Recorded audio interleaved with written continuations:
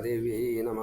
ഓം ശ്രീമദ്ദേവി മഹാഭാഗവതം 11-ാം സ്കന്ധം 22-ഉം 23-ഉം അധ്യായങ്ങൾ ഇപ്പോൾ പാരായണം ചെയ്യണു. ഓം ശ്രീനാരായണൻ. ഓം ഇനിയോതാം വൈശ്യദേവവിധി ഞാൻ കേൾക്ക നാരദ പുരശ്ചര്യ പ്രസംഗത്തിൽ ഓർമ്മ വന്നിതുമേ മുനേ. വൈശ്യദേവം എന്നുള്ളത് നമുക്ക് ദേവതകൾ പല ഗണത്തിൽപ്പെട്ടതാണ്. അതിൽ ദേഹസംരക്ഷണം, ഈ മനസ്സിൻ്റെ നിയന്ത്രണാദി കാര്യങ്ങൾ ചെയ്യാനുള്ള സംരക്ഷണം, പൂർവജന്മ കർമ്മകൃതം, അത് നമുക്ക് ഒരു പ്രചോദനം നൽകും. സത്കർമ്മം ചെയ്യാനും ദുഷ്കർമ്മം ചെയ്യാനും അത് തന്നെയാണ് പ്രചോദനം ചെയ്യുക. അപ്പം അതിനൊക്കെ ദേവകളുണ്ട്. ഇപ്പോൾ ഇവിടെ വൈശ്യദേവം എന്നുള്ളത് വളരെ പ്രധാനപ്പെട്ടതാണ്. അതുപോലെ പിതൃപരമ്പര അതും ഒരു ഘടകമാണ്. അപ്പോൾ ഈ ജീൻ എന്ന് പറയില്ലേ, പാരമ്പര്യം അങ്ങനെയാണ്, ജീനുകളായിട്ടാണ്. അത് എപ്രകാരത്തിലാണ് നമ്മെ ബാധിക്കുന്നത് എന്നെല്ലാം പറയണം. പിന്നെ ലൗകികമായിട്ടുള്ളത് നേരിട്ട് സൂര്യനായാലും ചന്ദ്രനായാലും അതൊക്കെ നേരിട്ട് വരുന്നതാണ്.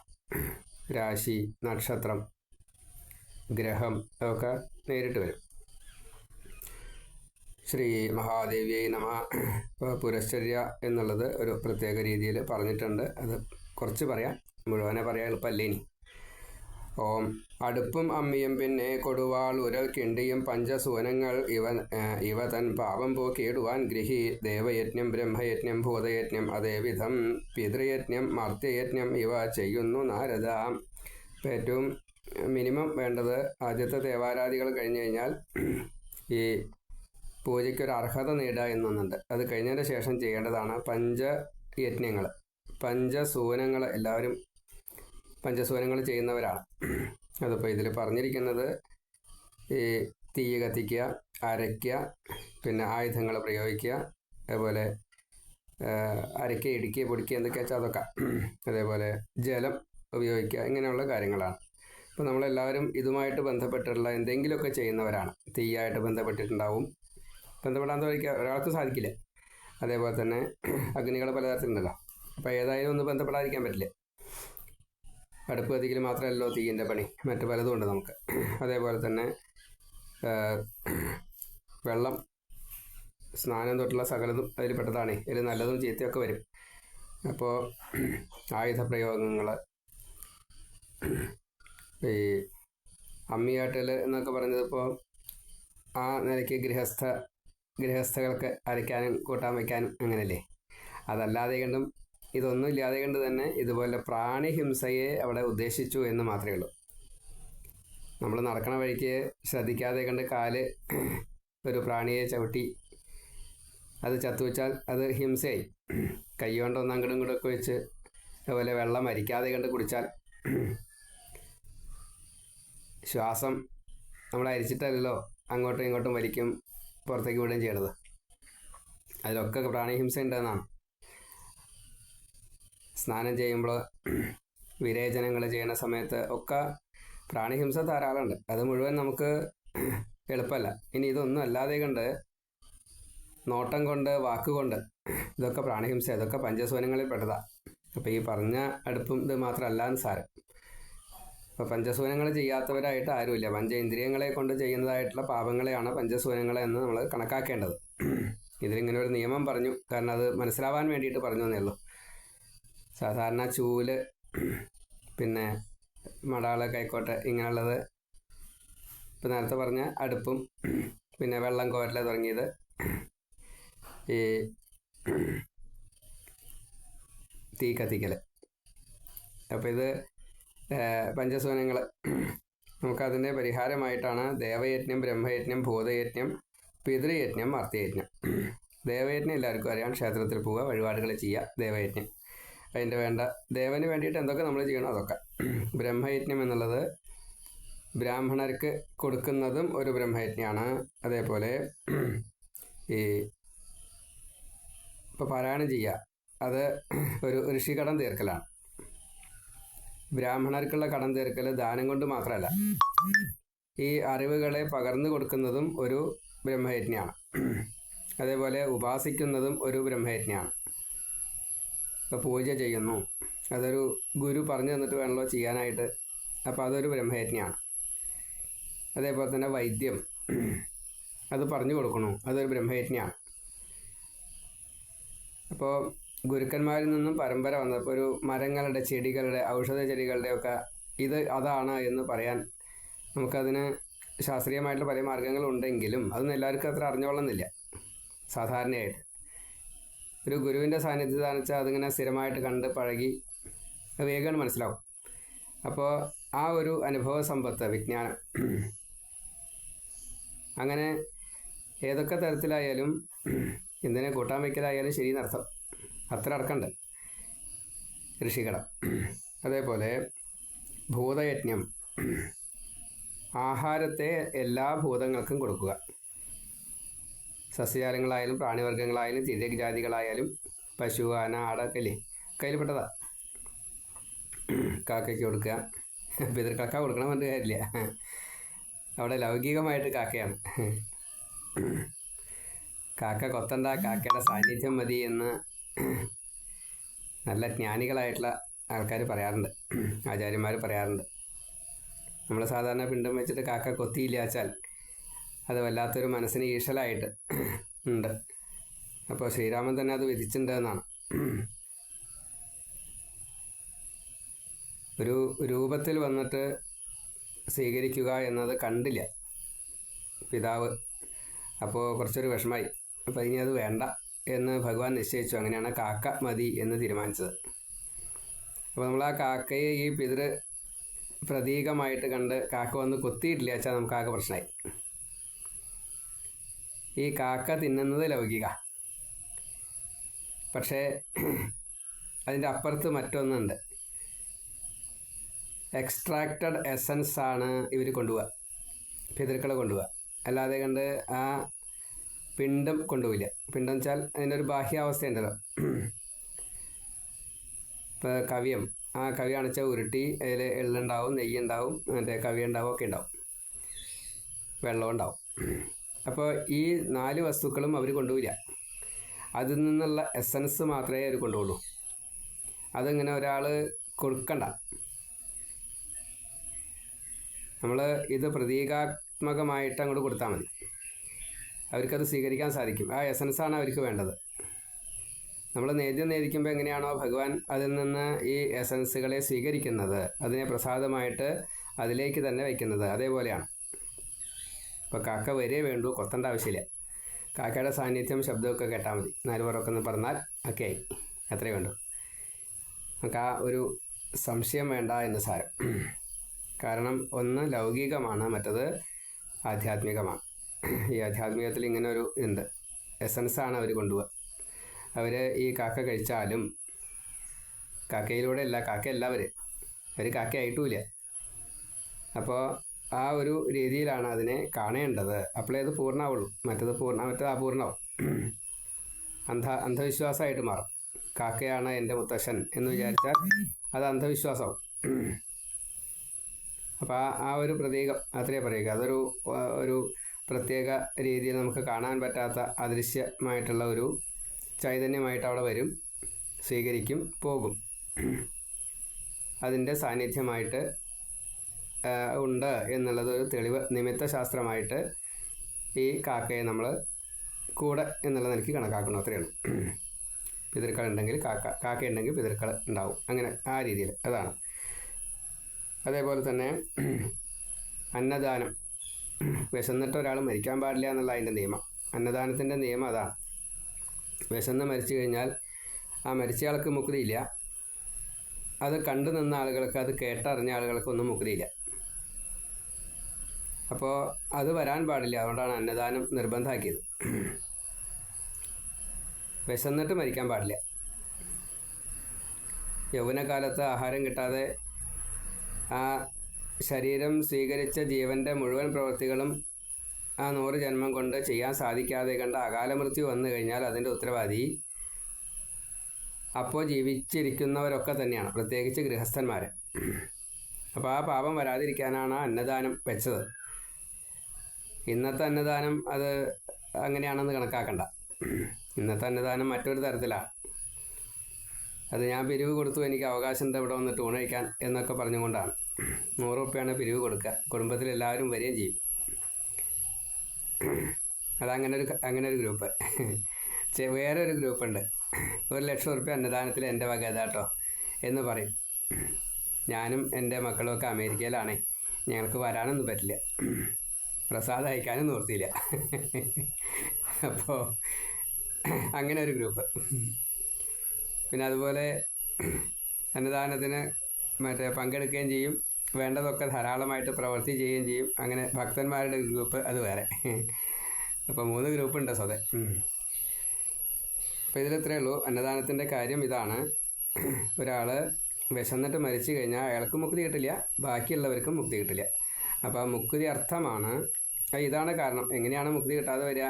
100 ജന്മത്തെയാണ് ആയുസ് കൊടുത്തിരിക്കുന്നത്. അത് ഈ ഒരു കാരണം കൊണ്ട് മരിച്ചു പോയി കഴിഞ്ഞാൽ അതിൻ്റെ ഉത്തരവാദി മുഴുവൻ അയാൾ മാത്രമല്ല, അയാൾക്ക് കിട്ടേണ്ടത് മറ്റുള്ളവരിൽ നിന്നാണ്. ആ മറ്റുള്ളവരിൽ നിന്ന് കിട്ടാൻ അയാൾ എന്താ ചെയ്യുക? അയാൾ മരിക്കും. അപ്പോൾ അതിൻ്റെ ഉത്തരവാദി അയാളല്ല, ബാക്കിയുള്ളവരാണ്. അപ്പോൾ ആ ബാക്കിയുള്ളവർക്കാണ് അതിൻ്റെ പാപം വരിക. അപ്പോൾ ഇങ്ങനെ ഈ പഞ്ചസൂനങ്ങൾക്ക് പഞ്ചയജ്ഞങ്ങൾ ഫലമായിട്ട് വന്നു, അല്ലെങ്കിൽ പ്രതിഫലം, അല്ലെങ്കിൽ പ്രതി ആയിട്ടുള്ള പണി ആയിട്ട് വന്നു.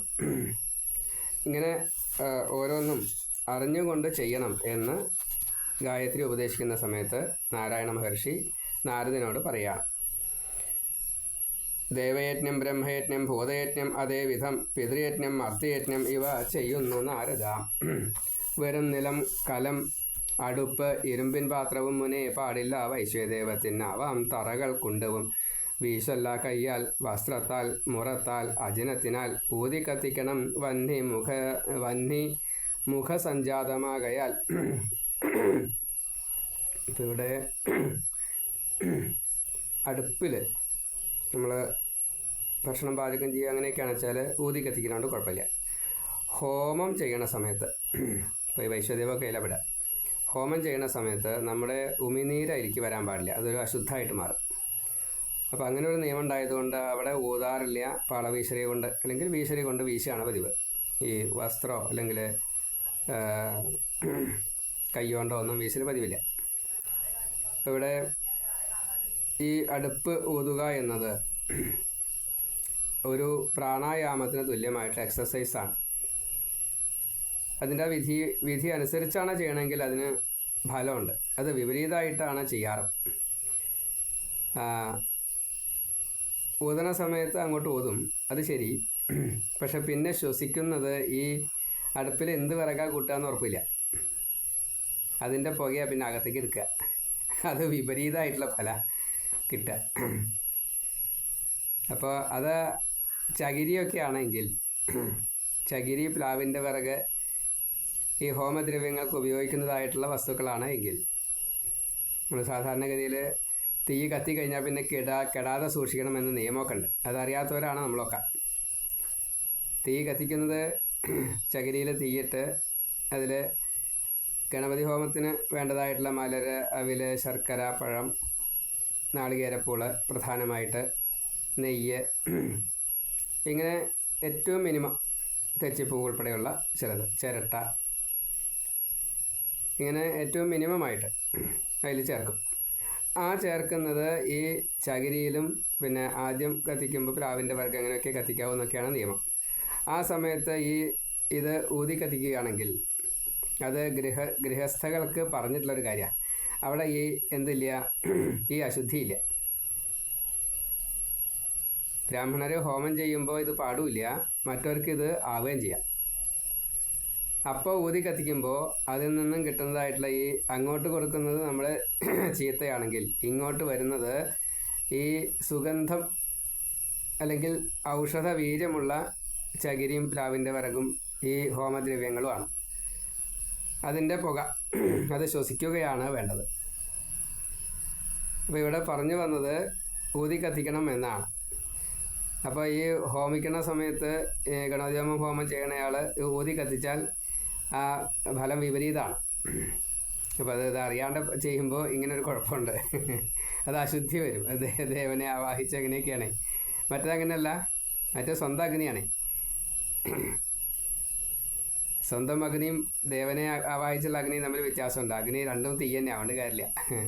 അപ്പോൾ ഈ വ്യത്യാസങ്ങളെ അറിഞ്ഞിട്ട് വേണം അത് ചെയ്യാനായിട്ട്. വീശൊല്ല കയ്യാൽ വസ്ത്രത്താൽ മുറത്താൽ അജിനത്തിനാൽ ഊതി കത്തിക്കണം വന്നി മുഖസഞ്ജാതമാകയാൽ.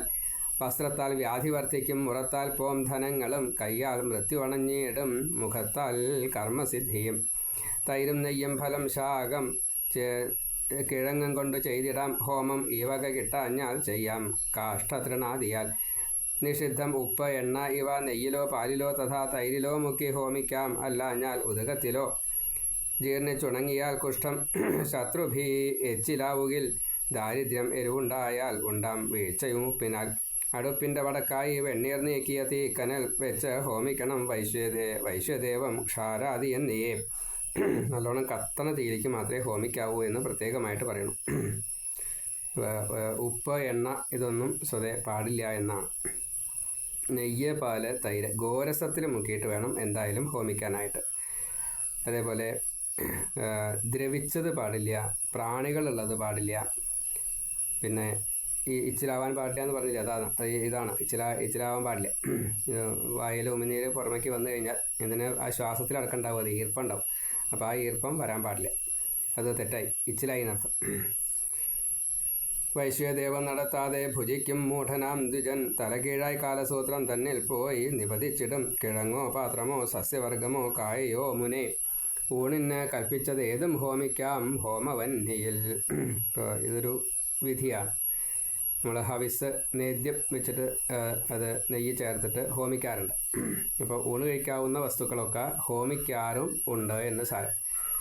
അപ്പോൾ അതിന് വളരെ ശുദ്ധമായിട്ടുള്ള പദാർത്ഥങ്ങൾ മാത്രമേ ഹോമിക്കാറുള്ളൂ. അതേപോലെ വ്രതോപവാസങ്ങൾ, കൃച്ഛ്രവ്രതം, ചാന്ദ്രായണ വ്രതം ഇതൊക്കെ ചെയ്യുന്ന സമയത്ത് നമ്മളിപ്പോൾ സാധാരണ മസാലയും ചോറും കൂട്ടാൻ ഉപ്പേരി അത് പാടില്ല. നേന്ത്രക്കായൊക്കെ ഉപയോഗിക്കാം. അങ്ങനെ ചിലതുണ്ട്, അതാണ് ചീരയൊക്കെ നേരത്തെ പറഞ്ഞില്ലേ, തൈര് നെയ്യ് നേന്ത്രക്കായ ചീര ഇങ്ങനെ കുറച്ച്, എല്ലാ സാധനങ്ങളൊന്നും പാടില്ല. ഇഞ്ചി ആവാം, കദളിപ്പഴം അങ്ങനെ വളരെ കുറച്ചേ പാടില്ല, എല്ലാമൊന്നും പാടില്ല. അപ്പോൾ അതൊക്കെ ഹോമിക്കുകയും ചെയ്യാം. വൈശ്വദേവത്തിന് മുമ്പായി ഭിക്ഷാർത്ഥമെത്തുകിൽ ഹോമദ്രവ്യം തന്നെ എടുത്തേകാം നാരദ ഭിക്ഷയായി. വൈശ്വദേവകൃതം ദോഷം തീർക്കാൻ പോരും മഹാനവൻ, വൈശ്വദേവത്തിനാലാക ഭിക്ഷുദോഷം ഹരിക്കുവാൻ. ഇത് സ്വതവേ കുറച്ചധികം ചർച്ചയായിട്ടുള്ളൊരു വിഷയമാണ്. നമ്മൾ പൂജയുടെ ഇടയ്ക്കുള്ള ഒരു വിഷയമാണ് ഈ വൈശ്യം എന്നത്. അത് നേദിച്ച അതേ വസ്തുക്കൾ തന്നെ ഹോമിക്കുകയാണ് ചെയ്യുന്നത്. അത് ഹോമിക്കുന്നത് ഓം പരമാത്മാദേവത, പരമാത്മാവിന് വേണ്ടിയിട്ട്. ഓം സ്വാഹ പരമാത്മനെ ഇതം നമമ. അതേപോലെ അഗ്നിർദേവത ഓം ഭൂസ്വാഹ അഗ്നയെ ഇതം നമമ. അതേപോലെ വായുർദേവത ഓം ഭുവസ്വാഹ വായവേ ഇതം നമ. സൂര്യോദേവത ഓം സ്വസ്വാഹ സൂര്യായ ഇതം നമ. പ്രജാപതിർദേവത ഓം ഭൂർഭുവസ്വസ്വാഹ പ്രജാപതി ഇതം നമ. ഇത് നോക്കാണ്ട് പറയാൻ പറ്റായിട്ടല്ല കേട്ടോ. അപ്പോൾ മറവി രോഗം ഉണ്ടാവുകൊണ്ട് അങ്ങനെയാണ്. ഇങ്ങനെ പരമാത്മാവിനും അഗ്നി വായു സൂര്യൻ പ്രജാപതി ഇങ്ങനെയുള്ള ഈ പഞ്ചഭൂതങ്ങളെ ഉദ്ദേശിച്ചുകൊണ്ട് ചെയ്യുന്നത് വ്യാഹൃതിത്രയമാണ്. അതിൽ പരമാത്മാവിനെ ചേർത്തു. അതാണ് ഇതിൻ്റെ ഒരു വിധി, അങ്ങനെയാണ് പറഞ്ഞിരിക്കുന്നത്. ഏതായാലും ഈ ഊർജത്തെ അങ്ങോട്ട് കൊടുത്ത് തിരിച്ച് ഇങ്ങോട്ട് 100 ഇരട്ടിയായിട്ട് സ്വീകരിക്കുക എന്നതാണ്. അപ്പോൾ അവിടെ ഹോമിക്കുന്നത് ഈ ബ്രാഹ്മണർക്ക് വിശന്ന് വന്നിട്ടുള്ള ഒരു ബ്രാഹ്മണർ ആഹാരം ചോദിച്ച് വന്നു, ആ സമയത്ത് വേറെ ഒന്നും കൊടുക്കാനില്ല വെച്ചാൽ ഈ ഹോമിക്കാൻ വെച്ച സാധനം എടുത്ത് കൊടുക്കണം. അങ്ങനെ കൊടുത്തു കഴിഞ്ഞാൽ ബ്രാഹ്മണൻ്റെ വിശപ്പ് മാറും. ഇവിടെ ഹോമിച്ചില്ല വെച്ചുള്ള പരാതി ഉണ്ടാവില്ല. നേരെ മറിച്ച് ഇത് ഹോമിച്ചു, ബ്രാഹ്മണൻ വിശന്നിട്ടാണ് പോയി വെച്ചാൽ ആ പാപം പിന്നെ തീരില്ല, എത്ര ജന്മെടുത്താലും തീരില്ല. അങ്ങനെ ഒരു കുഴപ്പമുണ്ട്. അപ്പോൾ ഹോമിക്കാൻ വെച്ചത് ബ്രാഹ്മണന് കൊടുക്കാം. ബ്രാഹ്മണൻ അവിടെ ദേവനായിട്ടാണ്. ഇവിടെ ഹോമാഗ്നിയിൽ നമ്മൾ പ്രത്യക്ഷമായിട്ട് കാണുന്ന തീയും, അവിടെ ബ്രാഹ്മണനിൽ ജഠരാഗ്നിയാകുന്ന ഭഗവത് സാന്നിധ്യം. അഹം വൈശ്വാനരോ ഭൂത്വ പ്രാണിനാം ദേഹമാശ്രിത. അപ്പോൾ അങ്ങനെയുള്ള ആ ഭഗവാന്, ഈ ഭഗവാനും ഭഗവതിയൊന്നും വ്യത്യാസമില്ല, ആ ഭഗവാന് ഇങ്ങനെ കൊടുക്കുന്നു. അവിടെ ഈ 100 വർഷം ജീവിക്കാനുള്ള ഒരു അനുവാദം ചോദിക്കുന്ന രീതിയിലാണ് ഈ യാചന. ഭിക്ഷ അന്നം യാചിക്കുക, ഭിക്ഷാന്നം. അപ്പോൾ അത് കിട്ടിക്കഴിഞ്ഞാൽ ഭിക്ഷാന്നം ആയി. ഭിക്ഷ യാചിച്ചിട്ട് കിട്ടിയതായിട്ടുള്ള അന്നമായതുകൊണ്ട് ഭിക്ഷാന്നമാണ്, അത് സ്വീകരിക്കാം. അതിന് ഇതാവുമ്പോൾ ദേവസാന്നിധ്യം കൂടിയായി. അല്ലെങ്കിൽ ബ്രാഹ്മണനെ നമ്മൾ 13 പേരെ വിളിച്ചിരുത്തി കാലഴിച്ചുവിട്ട് പതിവുണ്ട്. ആ കാലഴിച്ചുവിട്ടുള്ള ഈ ദേവസാന്നിധ്യമാണ്. 13 പേരും 12 പേരും ദേവന്മാരും 13ാമത്തെ ബ്രഹ്മവും. അങ്ങനെയാണ് സാധാരണ വൈഷ്ണവായിട്ടാണ് ചെയ്യാറ്. ഓം നമോ ഭഗവതേ വാസുദേവായ എന്ന ആ മൂലമന്ത്രം, അതിൻ്റെ ഓരോ അക്ഷരങ്ങളും ഓരോ ദേവനായി സങ്കല്പിച്ചുകൊണ്ട് ഓരോ മൂർത്തിഭേദങ്ങളാണ്. അതാണ് കേശവായ നമ, നാരായണായ നമ, മാധവായ നമ, ഗോവിന്ദായ നമ, വിഷ്ണുവേ നമ, മധുസൂദനായ നമ, ത്രിവിക്രമായ നമ, വാമനായ നമ, ശ്രീധരായ നമ, ഹൃഷികേശായ നമ, പത്മനാഭായ നമ, ദാമോദരായ നമ, ഓ നമോ നാരായണായ. ഇങ്ങനെയാണ് ഓ നമോ ഭഗവതേ വാസുദേവായ ഓരോ അക്ഷരവും അതിൻ്റെ ബീജമന്ത്രമായിട്ട് ആദ്യം കണക്കാക്കി പിന്നെ ഈ കേശവായ നമ, നാരായണായ നമ എന്ന് പറഞ്ഞ് തുടങ്ങുക. അപ്പോൾ ഇവിടെ ഈ ഹോമദ്രവ്യം ഇത് ആഹാരവസ്തു തന്നെയാണ്. അപ്പോൾ നമ്മൾ ഹോമിക്കാനുള്ളതിലധികം കരടും കാര്യങ്ങളൊക്കെ അങ്ങനെയൊക്കെ വന്നു വെച്ചാൽ ആ വസ്തുവിനെ ഹോമിക്കരുത്. എത്ര ശ്രദ്ധിക്കണം എന്നുള്ളത് ഇവിടെ പറയുകയാണ്. പിന്നെ ചർച്ചയായി എന്ന് പറഞ്ഞൊരു വിഷയം എന്താ വെച്ചാൽ ഇങ്ങനെ ഹോമിക്കേണ്ട എന്നാണ്. ഹോമിക്കുന്നത് നാഷണൽ വേസ്റ്റാണ്. ഇപ്പോൾ ഗണപതി ഹോമത്തിന് എങ്ങനെയാണ് നിയമം? 4/1 അല്ലെങ്കിൽ 3/2 ഭാഗം ഹോമിക്കാനും കത്തിക്കാനും 1 ഭാഗം പ്രസാദമായിട്ട് എല്ലാവർക്കും വീതിച്ചു കൊടുക്കാനാണ്. അപ്പോൾ ഇത്രയും ഭാഗം ഒന്നിച്ച് നശിക്കല്ലേ, കത്തിച്ച് കളയല്ലേ എന്നാണ്. ഇത് കത്തിക്കുകയല്ല, മറിച്ച് എല്ലാവർക്കും എത്തിക്കുകയാണ്. എല്ലാ ദേവന്മാർക്കും 33 കോടി ദേവന്മാർക്കും എത്തിക്കുകയാണ് എന്ന് അറിയാത്തത് കൊണ്ട്, അല്ലെങ്കിൽ അതിൻ്റെ പ്രത്യക്ഷമായിട്ടൊരു തെളിവ് കൊടുക്കണം വെച്ചാൽ അത്രയ്ക്കുള്ള പ്രാപ്തി ഈ ചെയ്യണ നമുക്കില്ല. പക്ഷേ അതിൻ്റെ ഫലങ്ങളായിട്ട് ധാരാളമായിട്ട് മഴയായിട്ടും മനസ്സിൻ്റെ സ്വസ്ഥതയും ശരീരത്തിൻ്റെ സ്വസ്ഥതയൊക്കെ കിട്ടുകയും ചെയ്യും. അത് ഇതുകൊണ്ടാണെന്നുകൊണ്ട് പറയാൻ സമർത്ഥിക്കാൻ പറ്റൂല. അങ്ങനെയാണ്. അപ്പോൾ ഈ ഹോമദ്രവ്യങ്ങൾ ഹോമിക്കുന്നതിൻ്റെ പുക ശ്വസിക്കുന്ന ഒരാൾക്ക് രോഗം മാറുന്നു. കുടുംബത്തിലെ ഈ ബാധോപദ്രവാദി കാര്യങ്ങളെല്ലാം ഇല്ലാണ്ടാവുന്നു. അതാത് ഹോമദ്രവ്യത്തിനനുസരിച്ച്.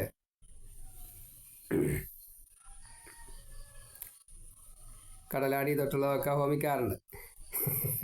ഗണപതി ഹോമത്തിനല്ല, അത് പ്രയോഗങ്ങളാണ്.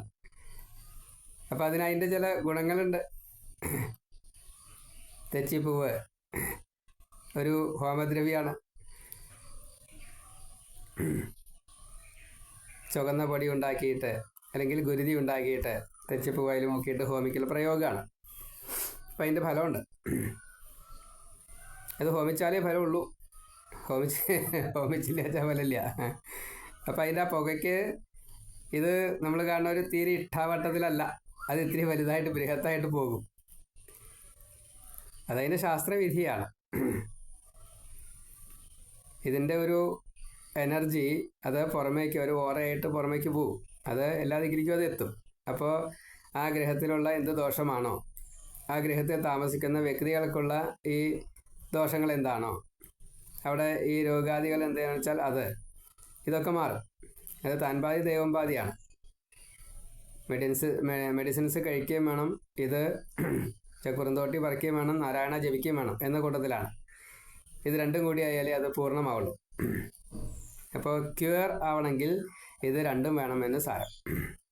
അങ്ങനെ ചെയ്താൽ അതിന് ഫലമുണ്ട്. ഇതാണ് ശരിയെന്ന് വാദിക്കാനൊന്നും നമുക്ക് അറിയില്ല, തയ്യാറല്ലേ ഇനി. ഇതും ശരിയാണ് എന്നേ പറയാറുള്ളൂ. അപ്പോൾ ഇതിൻ്റെ കാര്യം എത്രയേ ഉള്ളൂ. ഇത് ദേവന് ഈ ഹോമിക്കാനുള്ള ദ്രവ്യം ഹോമിച്ചില്ലെങ്കിലും അത് ഒരാളുടെ വിശപ്പ്, അത് എല്ലാവരുടെയും ഒന്നും പറ്റില്ല കേട്ടോ, ഈ ബ്രാഹ്മണൻ്റെ തന്നെ പറ്റുള്ളൂ. അല്ലെങ്കിൽ പരമഭക്തനായിട്ടുള്ള ഒരാൾക്ക് അത്ര അർഹത വേണം. അങ്ങനത്തെവർക്ക് കൊടുത്താൽ അത് ഭഗവാൻ സ്വീകരിച്ച കൂട്ടത്തിലാവും എന്ന് ഇവിടെ തന്നെ നിയമം പറഞ്ഞിട്ടുണ്ട്. അപ്പോൾ ഇത് മാത്രമാണ് ശരി, ഹോമിക്കണ്ട, ഇങ്ങനെ കൊടുത്താൽ മതി എന്ന് പറയുന്നത് ശരിയല്ല എന്ന് സാരം. അത്രയേ ഉള്ളൂ. അതാണ് ചർച്ചയ്ക്ക് വന്നു എന്ന് പറയാനുള്ള കാരണം. ഈ മനുസ്മൃതി കത്തിച്ച കൂട്ടത്തിലേ.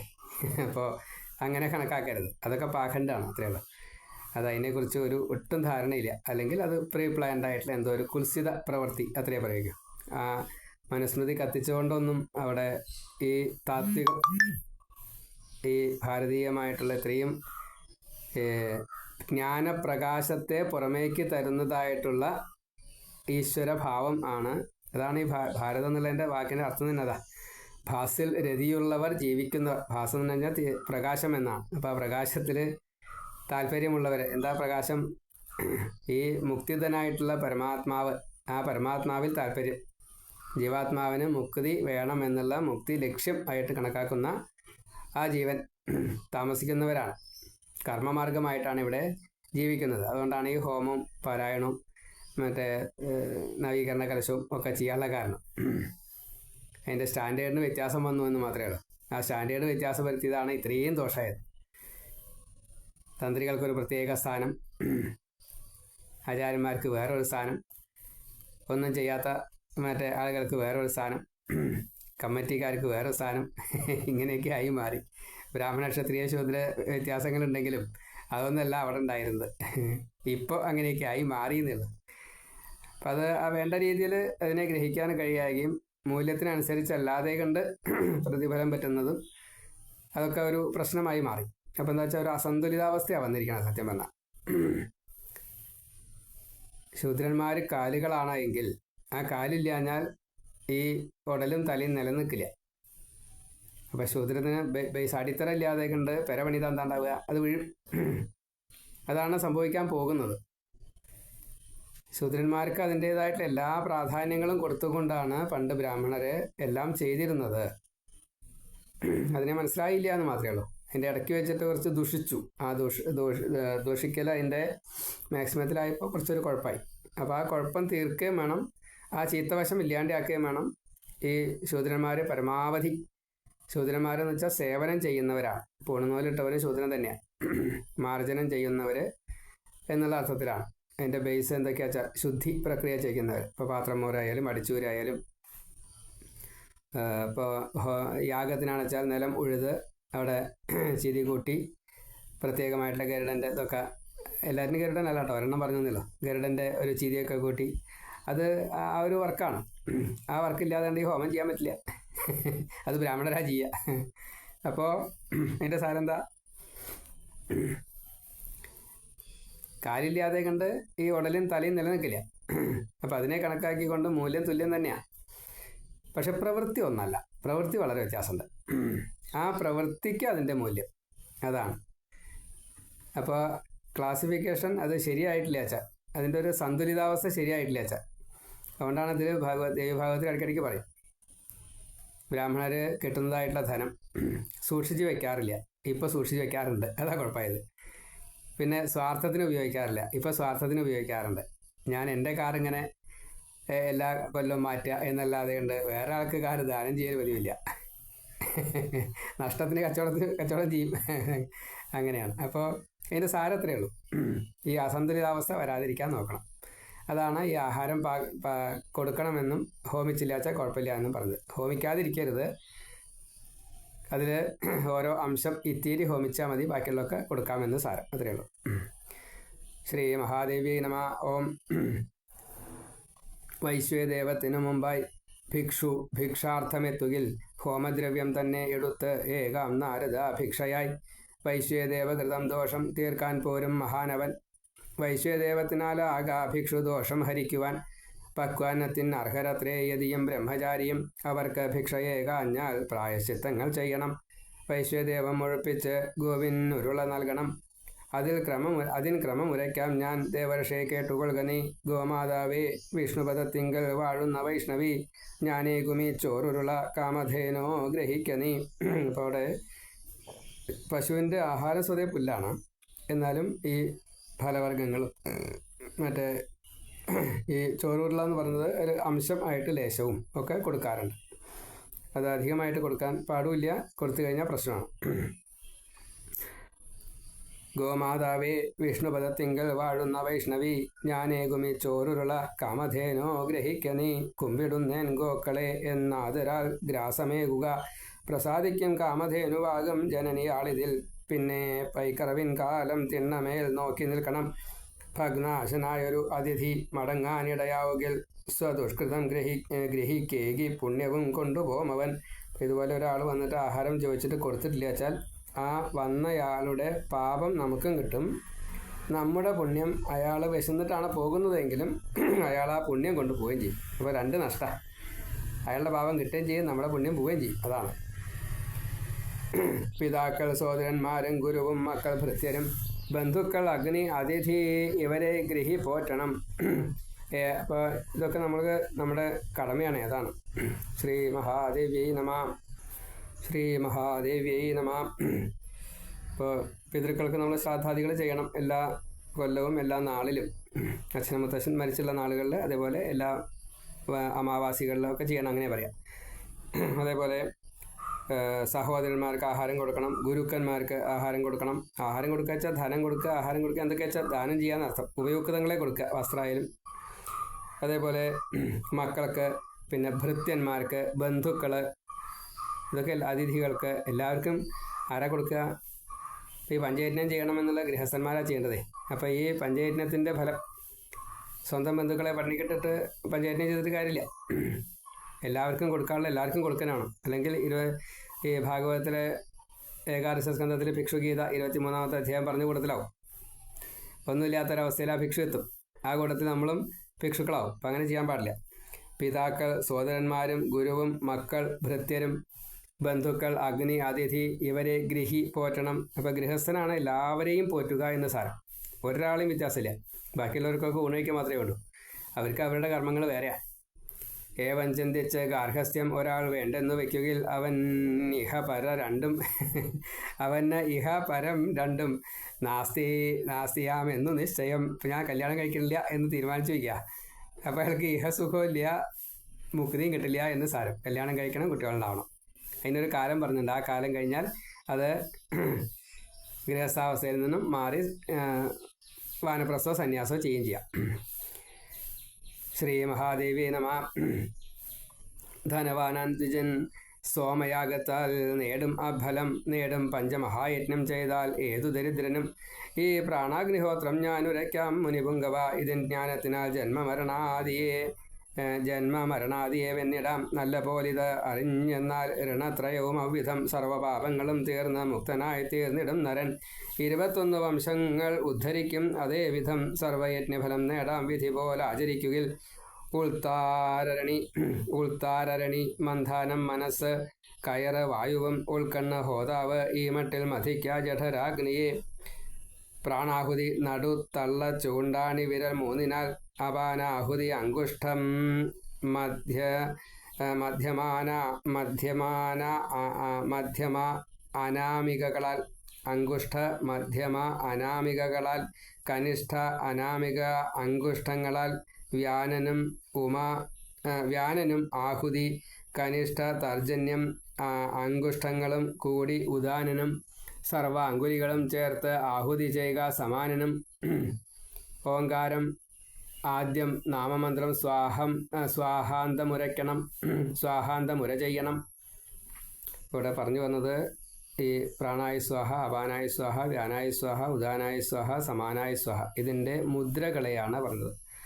പ്രാണായ സ്വാഹ എന്നുള്ളത് തള്ളവരലും ചെറുവരലും മോതിരവരലും കൂട്ടിച്ചേർത്തുകൊണ്ട് കുറച്ച് വറ്റുകളെടുത്ത് അല്ലെങ്കിൽ ആ സങ്കല്പം കൊണ്ട് പ്രാണായ സ്വാഹ എന്ന് ദേവന് കൊടുക്കുക.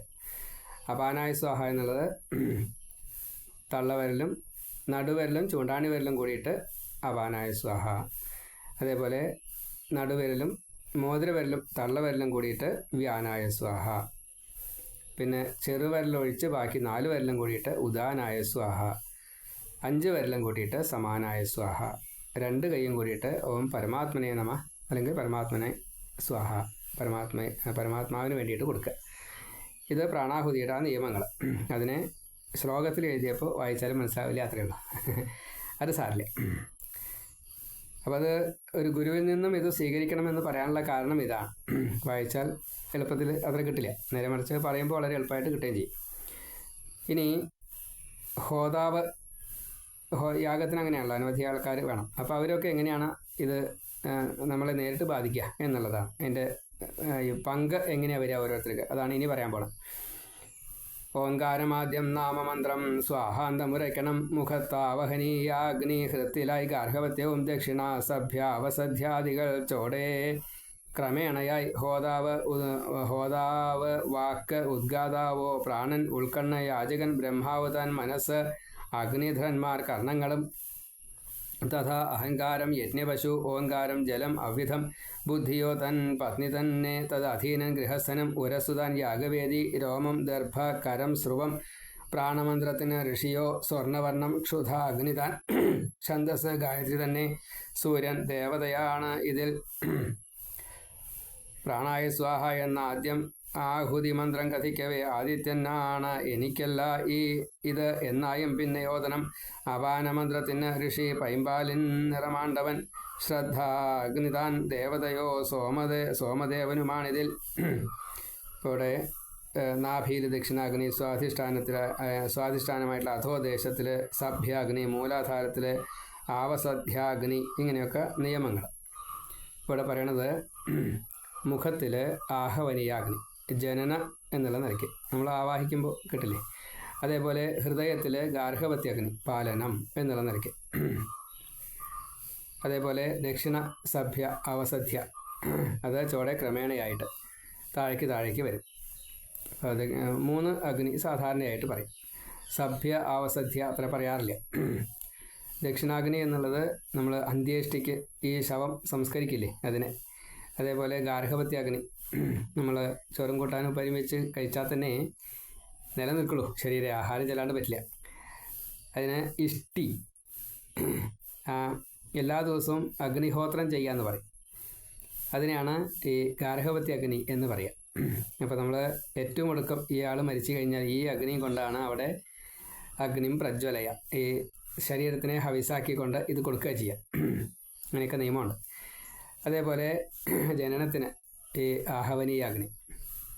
അതേപോലെ ഹോമയാഗാദികൾക്ക് ഹോതാവ് വാക്ക്, ഉദ്ഗാതാവ് പ്രാണൻ, അതേപോലെ ഉൾക്കണ്ണ് യാചകൻ എന്ന് വെച്ചാൽ യജിക്കുന്നയാൾ, ബ്രഹ്മാവ് മനസ്സ്, ബ്രഹ്മാവ് നാരദൻ ഒക്കെ മനസ്സാണ്, അഗ്നിധരന്മാർ ചെവി, അതേപോലെ അഹം എന്നുള്ളത് യജ്ഞപശു, ഞാൻ എന്നുള്ള ബോധമാണ് യജ്ഞപശു എന്ന് സാരം. അതാണ്, അതിനെയാണ് ഹോമിക്കേണ്ടത്. യജ്ഞപശു എന്നുള്ളത് നമ്മളിപ്പോൾ ഈ 4 കാലും വാലും കൊമ്പൊക്കെ ഉള്ള പശു, കറക്കണ പശു, അതിനെയാണ് ഹോമിക്കുക എന്നാ കണക്കാക്കിയെന്ന്. ഇവിടെ അഹങ്കാരം എന്നുള്ള ഞാൻ ദേഹമാണ് എന്നുള്ള ഈ ബോധത്തെയാണ് യജ്ഞപശുവായിട്ട് ഹോമിക്കേണ്ടത്, അതിനെയാണ് വധിക്കേണ്ടത്. അഹം മമ മേ എന്നുള്ള ഈ ഭാവം ഉണ്ടല്ലോ, ഞാൻ, എൻ്റെ, എനിക്ക്, എന്നിൽ നിന്ന്, എന്നോട്, എന്നാൽ, എന്നെ കൊണ്ട് എന്നൊക്കെ പറയുന്ന ഈ ഒരു ഭാവം, അതിനെയാണ് പൂർണ്ണമായിട്ടും ഇല്ലായ്മ ചെയ്യേണ്ടത്. അതുകൊണ്ടാണ് അഗ്നയെ ഇതം ന മമ, ഇത് അഗ്നിക്കായിക്കൊണ്ട് എനിക്കല്ല. ഇന്ദ്രായ ഇതം ന മമ, സൂര്യായ ഇതം ന മമ, പ്രജാപതയെ ഇതം ന മമ, പരമാത്മനെ ഇതം ന മമ, ഒന്നും എനിക്കല്ല. ഇതൊക്കെ എന്തിനാ? എൻ്റേത് നശിക്കാൻ വേണ്ടിയിട്ടാണ്. ഞാൻ എൻ്റെ എന്നുള്ള ഈ ഭാവത്തെ നശിക്കാൻ വേണ്ടിയിട്ടാണ്. അതാണ് യജ്ഞപശു. ആരാ യജമാനൻ? യജമാനൻ ഈ ജീവനാണ്. അപ്പോൾ ആ ജീവൻ്റെ ഈ ശുദ്ധി പ്രക്രിയയാണ് യാഗഹോമാദികൾ. അതാണ്. അങ്ങനെ അഹം എന്നുള്ളത് തീരണം. ഓങ്കാരം ജലം, ജീവനാധാരം ഓങ്കാരം, ശബ്ദബ്രഹ്മമാണ്. ഓങ്കാരത്തിൻ്റെ വ്യാഖ്യാനങ്ങൾ ഒരുപാടുണ്ട്. അപ്പോൾ ഈ ജീവനെ ശുദ്ധീകരിക്കുക, അതാണ് ഈ ഹോമം കൊണ്ട് ചെയ്യുന്നത്. ബുദ്ധി എങ്ങനെയാ പതിവ്? നമ്മൾ പുരഞ്ജനോപാഖ്യാനം വായിച്ചിട്ടുണ്ടാവും. പുരഞ്ജനോപാഖ്യാനത്തിലെ ബുദ്ധിയെ പത്നിയായിട്ടാണ് പറഞ്ഞിരിക്കുന്നത്. നമുക്ക് വിശകലനം ചെയ്യാനുള്ളത് നമ്മുടെ നിയന്ത്രണത്തിലാവണം. പത്നി എന്നുള്ളത് ഭരിക്കപ്പെടുന്നവൾ ഭാര്യ ആണ്. അത് ഒരു സന്തുലിതാവസ്ഥ നിലനിൽക്കാൻ വേണ്ടിയിട്ടാണ് ഭരിക്കപ്പെടുന്നവളായിട്ട് ഭാര്യയും ഭരിക്കുവാനായിട്ട് ഭർത്താവിനെയും നിശ്ചയിച്ചത്. ഭർത്താവ് എന്നുള്ളത് ഈശ്വരനാണ്, ഭാര്യ എന്നുള്ളത് നമ്മളാണ്. അതാണ് പെണ്ണൊന്നും വ്യത്യാസമില്ല. ഈ ജീവജാലങ്ങൾ 84 ലക്ഷം ജീവജാലങ്ങളും ഭാര്യമാരാണ്. അതേപോലെ ഗൃഹസ്ഥൻ ഈ ബുദ്ധിക്ക് അധീനനാണ്. ഇപ്പോൾ ഭാര്യയെ ഭർത്താവ് ഭരിക്കുന്നു. ഈ ഗൃഹസ്ഥനാകുന്ന ഭർത്താവ് ഈ ഭാര്യയ്ക്ക് അധീനനാണ്, താഴെയാണെന്നർത്ഥം. ഇതാ വിരുന്നുകാരുണ്ട് കേട്ടോ ഊണ് കഴിക്കാൻ എന്ന് പറയേ വേണ്ടു. അപ്പോൾ ഈ ഭാര്യ അത് കൊടുക്കും. ഭാര്യയോട് ചോദിച്ചിട്ട് വേണ്ടി വരും. ഇല്ലാച്ചാൽ എന്താ ചെയ്യുക? അതെ, ഇവിടെ ഇത് കുറവുണ്ട് കേട്ടോ, പോയിട്ട് കൊണ്ടുവരുമെന്ന് പറഞ്ഞു കഴിഞ്ഞാൽ കൊണ്ടുവരണേ. അടിമയാണ് ഭർത്താവ് ആ സമയത്ത്. തത് അധീനൻ. പിന്നെ ഗൃഹിണി എന്ന് വെച്ചാൽ ഭാര്യ. ഈ ഗൃഹസ്ഥയായിട്ടുള്ള ആ സ്ത്രീ, വീട്ടമ്മ പരീക്ഷിക്കപ്പെടും ആപത്കാലങ്ങളിൽ എന്നാണ്. പാതിവ്രത്യം ഉണ്ടെങ്കിൽ ഈ ഒരു ആപത്തും വരാതെ കണ്ട് കാക്കാൻ, ആപധർമ്മത്തെ മറികടക്കാൻ ഉള്ള കഴിവുണ്ടാവുന്ന വിശ്വാമിത്രൻ്റെ പത്നി ഈ സത്യവ്രത രാജാവായിട്ടുള്ള ത്രിശങ്കുവായിട്ടുള്ള കാട്ടിലേക്ക് നിഷ്കാസനം ചെയ്തതായിട്ടുള്ള ആ രാജാവിൽ നിന്നും ആഹാരത്തെ സ്വീകരിച്ചുകൊണ്ട് തന്നെയും തൻ്റെ കുട്ടികളെയും വിശ്വാമിത്രൻ തപസ് ചെയ്ത് വരുന്നത് വരെ സൂക്ഷിച്ചു, ശരീരം സൂക്ഷിച്ചു. അതൊരു ആപദ്ധർമ്മമാണ്. അപ്പോൾ ഇവിടെ ബുദ്ധി തത് പത്നിയാണ്, തത് അധീന ഗൃഹസ്ഥനാണ്. ഉരസ്സു താൻ യാഗവേദി. ഹൃദയം, നമ്മുടെ മനസ്സ്, അത് യാഗവേദിയാണ്. ഞാൻ എന്നെ എവിടെയാണ് ഹോമിക്കേണ്ടത്? എന്നിൽ നിന്നും മനസ്സിലൂടെ പുറത്തേക്ക് വരുന്നത് ഒന്നും എനിക്ക് അനുകൂലമല്ലെങ്കിൽ, ജീവൻ അനുകൂലമല്ലെങ്കിൽ അവിടെ അത് ഹോമിക്കന്നെ വേണം. അതേപോലെ പുരസ്തുതാൻ യാഗവേദി, രോമം, ദർഭ, കരം, സ്രുവം, ഹോമിക്കാനുള്ളൊരു വസ്തു. പ്രാണമന്ത്രത്തിന് ഋഷിയോ സ്വർണവർണം ക്ഷുധ അഗ്നിതാൻ. അപ്പോൾ ഋഷി അഗ്നിയാണ്, ഛന്ദസ് ഗായത്രിയാണ്, ദേവത സൂര്യനാണ്. നമ്മളങ്ങനെയാണ് ഈ പ്രകൃതിയെ കാണേണ്ടത് എന്ന് സാരം. അപ്പോൾ ഈ പ്രകൃതി സൂര്യനിൽ നിന്നും കിട്ടുന്നതായിട്ടുള്ള ഈ ഊർജത്തെ, ഈ ഗായത്രിയാകുന്ന ഛന്ദസ്, അത് നമുക്ക് കിട്ടേണ്ടതായിട്ടുള്ള എന്തോ അത് രശ്മി എന്ന് സാരം. അത് അഗ്നിയാണ് അത് കണ്ടുപിടിച്ചത്. ഈ ചൂട് നമ്മുടെ തേജസ്സാണ്. അപ്പോൾ ആ തേജസ്, ഈ ഊർജം, അതേപോലെ തേജസ്സിൽ നിന്നാണ് ഊർജം കിട്ടുക. തേജസ് നമുക്ക് പ്രത്യേകിച്ച് ഒന്നും ചെയ്യാൻ പറ്റില്ല. അഗ്നി അടിയിൽ കത്തിക്കണു, പാല് പാത്രത്തിൽ, അതിൽ അരി, അത് വേവണു. രഘുഗണ ഉപദേശത്തിൽ ഭരത രഘുഗണ, ജഡഭരത രഘുഗണ സംവാദത്തിൽ പറയുന്നുണ്ട്. അപ്പോൾ അവിടെ ഈ അഗ്നി, തേജസ്, അതിൻ്റെ ഛന്ദസ്സായിട്ട് ഈ രശ്മി, ഋഷി, ഛന്ദസ് അതിൻ്റെ നമുക്ക് കിട്ടേണ്ടതെന്ന് സാരം. ഈ രശ്മിയാണ് നമുക്ക് കിട്ടേണ്ടത്. അതേപോലെ സൂര്യൻ, അതിൻ്റെ ദാതാവ്. അപ്പോൾ ആ സൂര്യനിൽ നിന്നും ഈ രശ്മി വഴി നമുക്ക് എന്താ കിട്ടേണ്ടത്? നമ്മുടെ ശരീരത്തിന് വേണ്ടതായിട്ടുള്ള ഓജസ്, തേജസ്, ബലം ഒക്കെ കിട്ടേണ്ടതേ. അത് തരും. ഈ മൂന്ന് ഭാവമാണ്. ഇപ്പോൾ ഋഷി അഗ്നിയാണ്, ഗായത്രി ഛന്ദസ്സാണ്, സൂര്യൻ ദേവതയാണ്. എന്നിട്ടാണ് നമ്മൾ എന്ത് ചെയ്യുക? പ്രാണായ സ്വാഹ. ആഹാരം സ്വീകരിക്കുന്നത് എന്തിനു വേണ്ടിയിട്ടാണ്? പ്രാണരക്ഷയ്ക്ക് വേണ്ടിയിട്ടാണ്. പ്രാണോർജ്ജം ഇല്ലാച്ചാൽ എന്താ ഉണ്ടാകുക? പണിയെടുക്കാൻ പറ്റുമോ? നീണ്ടു നിൽക്കാൻ പറ്റില്ല. പ്രാണോർജ്ജം ഇല്ലാച്ചാൽ നീണ്ടു നിൽക്കാൻ പറ്റില്ല. അപ്പം അത് ഇങ്ങനെ 5 തരത്തിൽ ചെല്ലുമെന്നാണ്. അങ്ങോട്ട് പ്രവേശിക്കുന്നു പ്രാണൻ, അതുപോലെ മുകളിലേക്ക് പോകുന്നു, എല്ലാ ദിക്കിലേക്കും പരത്തുന്നു. അതൊക്കെ ബ്ലഡിൻ്റെ സർക്കുലേഷൻ കണക്കാക്കിയാൽ ഏറെക്കുറെ ശരിയാവും. എല്ലാ ദിക്കിലേക്കും എത്തുന്നു. പ്രാണായ സ്വഹ, അപാനായ സ്വഹ, വ്യാനായ സ്വഹ, ഉദാനായ സ്വഹ, സമാനായ സ്വഹ. ഇങ്ങനെ ഓരോന്നും പറഞ്ഞു വരികയാണ്. ഛന്ദസ് ഉഷ്ണിക്ക് അപാനനായ സ്വാഹ, ഛന്ദസ് ഉഷ്ണിക്ക് അപാനായ സ്വാഹ എന്നതു മന്ത്രവും സോമന്നാണ് ഇത് എനിക്കല്ല എന്ന സങ്കല്പവും തഥാ വ്യാന ആഹുതിക്ക് ഋഷി മുനെ പത്മവർണ്ണൻ ഹുദാശനൻ. ഛന്ദസ് അനുഷ്ടുപ്പും അഗ്നി ഇതിൻ ദേവതയോർക്കനി. വ്യാനായ സ്വാഹ എന്ന അഗ്നിക്കായി താൻ സങ്കല്പമോതുക. കൃഷ്ണവർണ്ണം പൂണ്ടോരഗ്നി ഉദാന ആഹുതി തൻ ഋഷി. ബൃഹതി ഛന്ദസ് വായുവത്രേ ദേവത. നാരദ ഉദാനായ സ്വാഹ എന്ന മന്ത്രത്താൽ ചെയ്യുക ആഹുതി. വായുവിനാണ് എനിക്കല്ല എന്നായും ദ്വിജനുരയ്ക്കണം. മിന്നി മിന്നി തിളങ്ങും തൂ മിന്നലിൻ നിറമാണ്ട തീ സമാനത്തിന് ഋഷി. ഇതിൽ പർജന്യൻ തന്നെ ദേവത. പങ്ക്തി ഛന്ദസ്സുമവണ്ണം സമാനായേതി മന്ത്രവും. പർജന്യനാണ് എനിക്കല്ല എന്നോതി ആഹുതി ചെയ്യണം. ഷഷ്ഠാഹുതിക്ക് ഋഷി മുനെ മഹാൻ വൈശ്വാനരൻ. തഥാ ഛന്ദസ് ഗായത്രി. ഇതിൽ ആത്മാവാണ്, ഇതിൽ ദേവത. സ്വാഹാന്തമായി ഓം പരമാത്മനെ എന്ന് കഥിക്കണം. എനിക്കല്ല എന്നും ഓർക്കണം. ഏവം പ്രാണാഗ്നിഹോത്രകം ബോധപൂർവം ഇതം ചെയ്താൽ ബ്രഹ്മം താനായി ഭവിച്ചിടം. പ്രാണാഗ്നിഹോത്ര വിധി ഞാൻ ചുരുക്കിച്ചൊന്നു നാരദ. വൈശ്വദേവ വിധി എന്ന 22-ാം അധ്യായം സമാപ്തം. സർവത്ര ശ്രീമദ്ദേവി നാമസങ്കീർത്തനം. ശ്രീ മഹാദേവ്യേ നമ.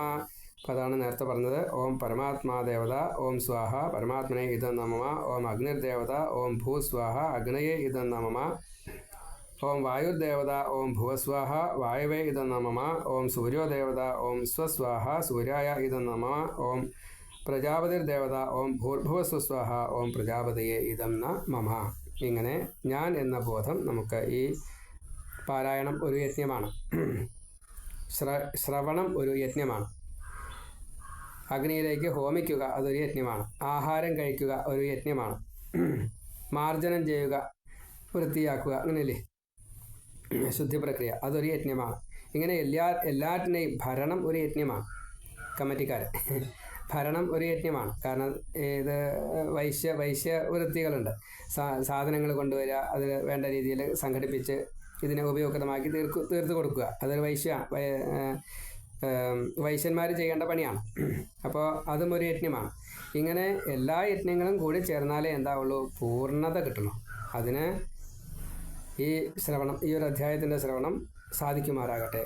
ഇത് കുറച്ച് ദീർഘം വന്നു, എന്നാലും അത് എല്ലാവർക്കും ഷെയർ ചെയ്യാൻ വേണ്ടിയിട്ട് പ്രാർത്ഥിക്കണം. ശ്രീ മഹാദേവിയെ നമ. ശ്രീ മഹാദേവിയെ നമ. ദേവി ഭാഗവതത്തിൽ 11-ാം സ്കന്ധത്തിൽ 22-ാമത്തെ അധ്യായമാണ് ഇപ്പോൾ പാരായണം ചെയ്തത്. നാരായണ നാരായണ.